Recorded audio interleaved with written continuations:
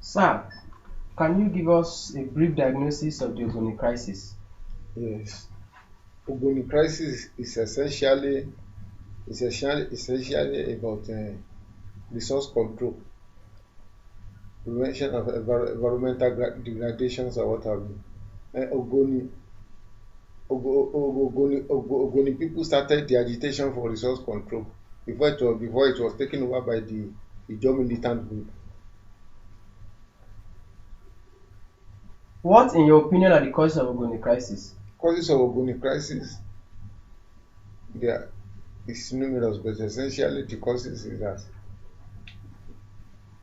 it can even be said is this June 12 Abiola presidential election, because Ken Saro-Wiwa being the Ogoni leader and the mouthpiece of Ogoni people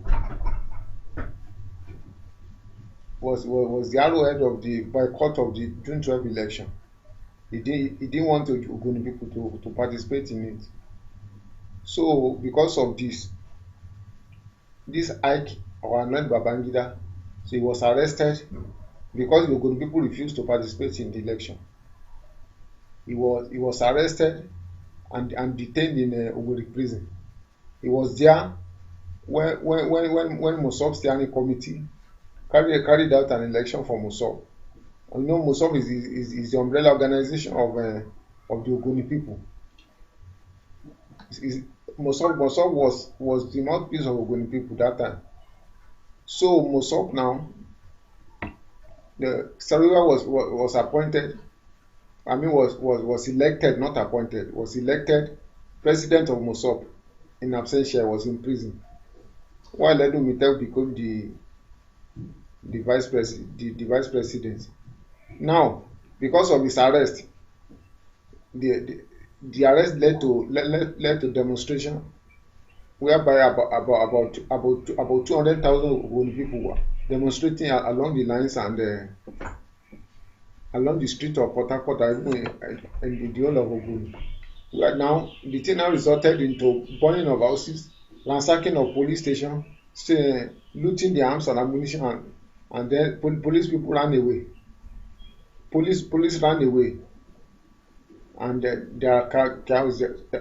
So most of those people that were those important Ogoni people, those important the elders in Ogoni, some of them were against Mossop and Saro-Wiwa. So those of them who were against Mossop, their houses were touched. So people like Chief Ignatius Kugbara, the Minister of Industry during is it first or second Republic Shagari regime, and there is this woman, Madam Madam Priscilla Vikwe. Her house was touched in Bodo West. So you still see these people that were against Mossop, they derogatorily refer to them as vultures. What is a vulture? Vulture is a bird that eats remains of human beings.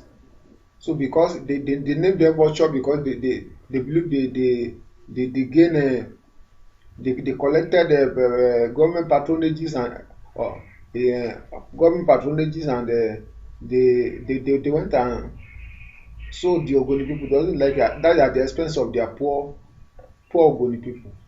So these are the things that even generated these are the reasons that generated to this killing of those four important Ogoni elites later, which we shall later discuss about. Now, because of that, now that is the time the governor Ada George was the governor. Then during this Babangida military civilian diarchy, whereby the governors were elected as civilians, and Babangida was still the military head of state. So you call that military civilian diarchy. Now, so that is that about that. We are told that late General Sani Abacha and late Saro-Wiwa were very good friends, dating back to the Nigerian Civil War. Explain briefly what happened between these two friends. Yes, you know, That's a very good story. Saro-Wiwa was, though after he left University of Ibadan, after he graduated from University of Ibadan, he was a graduate assistant in University of Nigeria, Nsukka. When the civil war broke out, then he abandoned he abandoned the university and decided to join the army as a volunteer, as a civilian volunteer. He joined the army. So because when he joined the army, because of his working knowledge of the Delta area, you know Ogoni is in the Niger Delta. So he was the one who led 3rd Marine Commando under Benjamin Adekunle from Bonny Camp to Bonny Island. Now, because of when federal troop under 3rd Marine Commando, when they now get anchor or a foothold in Bonny, this is one that gave them a right of incursion into the Igbo land like Owerri, Port Harcourt, Enugu, what have you. Now, after that, there are because as a very social person, he was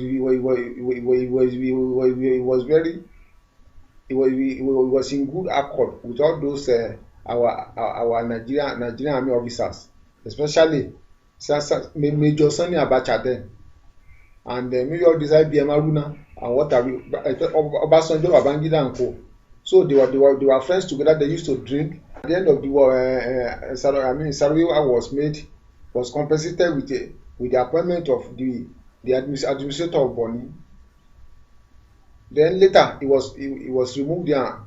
After the war now, he was now made commissioner for education in Rivers State, where Abacha became the brigade commander in Bori camp, promoted lieutenant colonel after the one made brigade commander. Now they were two good friends, and you can easily identify them because of their diminutive stature. Diminutive meaning somebody who is short. In fact, I think I first had that diminutive something from Saro-Wiwa himself when he was under my custody in Afam power station for 90 days. Now they were very very good jolly friends. They were doing everything together. We always see them in the night. All this story I'm telling you, it was Saro-Wiwa who told me when he was under my custody for 90 days at Afam power station. After his arrest, he was brought to me at Afam. So now after that he now left the, what do you call? Okay, when he was posted out now, you always see both of them at the officers' mess at DRA every evening, carousing, drinking, and what have you. Then after the whole thing, everybody went on his own. Now everybody went on his own. What are the reasons for the strained relationship between the two bosom friends later in life, especially when General Sani Abacha became president and CNC? That's what I expected you to ask. Now, when President Sani Abacha became commander-in-chief, and the situation and intelligence report he met at Aso Rock was that it was Saro-Wiwa who was disturbing for this resource control, agitation for this and that, all this and that. Now Saro-Wiwa is my friend now. He now sent a jet. He now sent a jet aircraft to him in Port Harcourt. He now sent an aircraft to Port Harcourt to go and bring Saro-Wiwa for them to discuss. On getting to Abuja, he was ushered into presidential limousine and he was taken to Aso Rock. Immediately he came there. Madam Aji Mariam had already prepared food for him and his friend Abacha. And the children were just sitting on the bed like this. Immediately they now went into the sofa, sitting facing each other. The madam said, "Sad at the children." You now say, look, this thing, I wasn't there. This I did not read this in any book. Oh. It's something that Saro-Wiwa himself told me. I know that is why you are interested. You want the whole world to know. Now, he said immediately he got to they were eating, discussing. He said, Ken, but I think we are friends now. I think you should be very happy now that I'm now since I'm president. Okay, what I want you to do for me is that if you can do it, I will compensate you. What I want you to do for me is that I want you to go back to Ogoni and help me endouse tension, help me reduce tension about this all this, and let them stop agitation for oil. And what have you say? What I promise you is that I promise you that I will make you the next minister for oil and gas. Immediately Saro-Wiwa heard that, he just stood up. He said, His Excellency, you think I'm a vulture. I'm a vulture like other people in Ogoni. So you want my people to kill me? I don't do that. I cannot betray Ogoni people. Me to go to Ogoni and tell them that what? He just jump out of the room through the backyard, out of the house through the backyard, and he went downstairs and climbed Okada. Somebody was brought with aircraft and limousine to the place. So he went and climbed Okada and went to Mararaba Park to take night bus back to Ogoni. Now, when he get to Ogoni, or when he get there, he did not make his mouth shut. All over the world, telling people that campaigning against Abacha, that Abacha sent aircraft to me in Port Harcourt to come and embarrass me. He said he want to bribe me with appointment. He thought that I'm a vulture. Now he has ended up embarrassing the first family, and even embarrassing the Abacha himself all over the world. So now, for that, we are all living witnesses to what later happened to him or in the country. There are two different classes of educated elites and elders in Ogoni land during the Ogoni crisis. What were the causes of the differences in ideologies between the two classes of educated elites? Yes, as I said earlier in my statement, there are these pro-government and anti-government. The pro-government are the vultures. The anti-government are the maybe Mosop and the Saro-Wiwa people that doesn't want, because the pro-government went to go, they go and meet government to collect public what do you call it, to collect patronages at the expense of their poor Ogoni people. So it's a common knowledge when we see them driving their Mercedes or Jeep up and down. We see small children, call them ole, thief for the village. So they are always afraid to even come to the village, because they must have attacked their property, their water. I told you they attacked property of some people the other time. Convinced that Saro-Wiwa actually sent people to go and kill those four educated elites? No. This is not a law court. I'm not a lawyer, but with what I know about it, it did not. I know I'm saying it categorically. It did not send anybody to kill anybody. Their death is just circumstantial. I'm sure those people went to the court to give those leading evidence against Saro-Wiwa must have realized now that the thing was just came like that.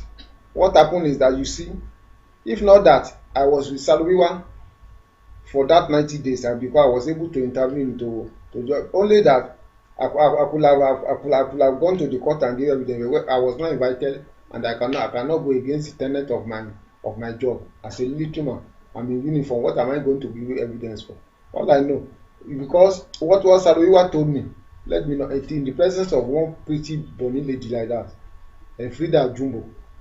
Saro-Wiwa introduced that lady to me. We are of age mates. She was in the university that time. She's the one coming to take care of Saro-Wiwa, giving him food, taking care of his other. In fact, I have a special respect for that, for that lady. Now, what she told me was that because for the good 3 days they brought him for detention in my place. He was in a room in the flat, general manager flat, because general manager has run away that time. So the military has taken over the whole of our farm, both the station and the village. Now, for 3 days he just came. I was just fine because he knows me before. He used to come and see me in my hotel in Bori. When he comes from America, he will come and stop and say, Tunde, at least being the local security army commander, you expect those people to come and say hello. What maybe in the night I can give them two men to guide the house. So now that's how I was familiar with all of them. Now he told me, Tunde my friend, what's happened now? This one where you just make your eye like say, wait I do you now. I've been a Kutimo say make they talk to me again. Tunde my short friend. You go drink brandy, see cigar, you go smoke. Abi you dey smoke again. I say, oh God, abeg leave me. I'm preparing for my captain to major promotion exam. Tunde abeg, I wan ask you. Okutimo tell me say why you bring me here to detain me be say those 4 people were killed. Say na true. I know say na only you go fit tell me the truth. Before I even talk, because we were just because Frida was with us. Frida was with us. Then he now say, Frida say, you know women now. Frida say, Tunde don't mind am, leave am. Na those his boys go kill am. If you know wetin you go see wetin you go see when I dey tell you nko. Say make you know they let this boy do well. I no say anybody to kill him. Then he busted into tears crying. I don't know that a big man can cry like that. A state man can cry like that. He said.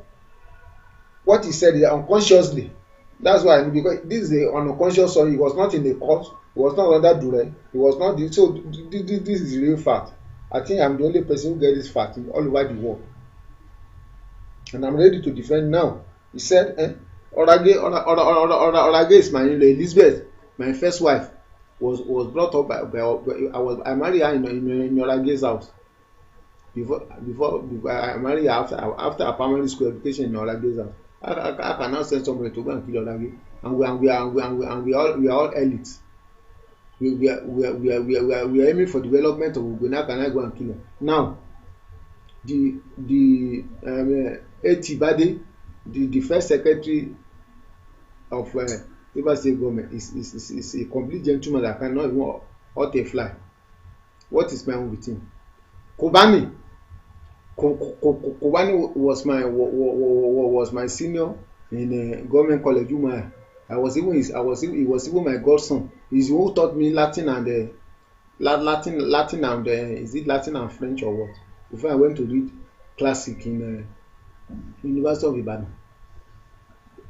Classic and modern languages, University of Ibadan and theatre arts.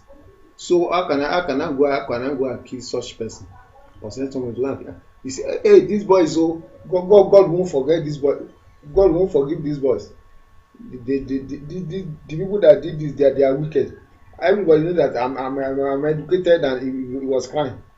Everybody knows that I'm educated, and I preached peace with prose, poem, and literature. Why can I go and do that? I preach peace all over the world. Everybody know. Say Tunde abeg me, how we go do am? I say well. I say no problem. You know, normally I have to comfort him. I say no problem. The whole world is in your support. So, sir, you mean that Saro-Wiwa didn't send?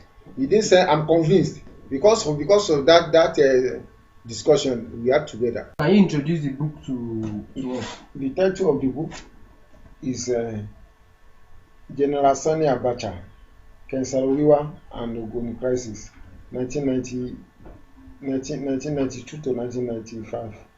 Written by me, Major Tunde Odina, Major retired. Why I against the death penalty?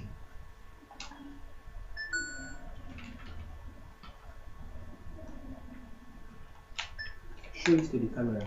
This is just the sample. It's yet to be sent to the publisher. So it should rather be launched this year, November 10, to commemorate with to coincidence with the 20 or 19 year anniversary of the hanging of Saro-Wiwa and the Ogoni 8.